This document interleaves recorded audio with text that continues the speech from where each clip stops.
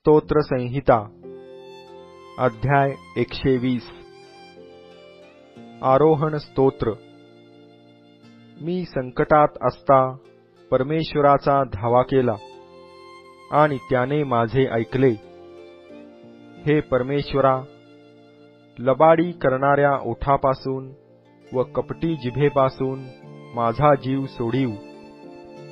हे कपटी जिभे, तुला काय दिले जाईल? तुला आणखी काय मिळणार? वीरांचे तीक्ष्ण बाण आणि रतम लाकडाचे निखारे। हाय हाय, मी मेशेखात मुक्काम करीतो, केदाराच्या डेऱ्यांजवळ राहतो। शांततेचा द्वेष करणाऱ्यांजवळ माझा जीव बराच काळ राहिला आहे।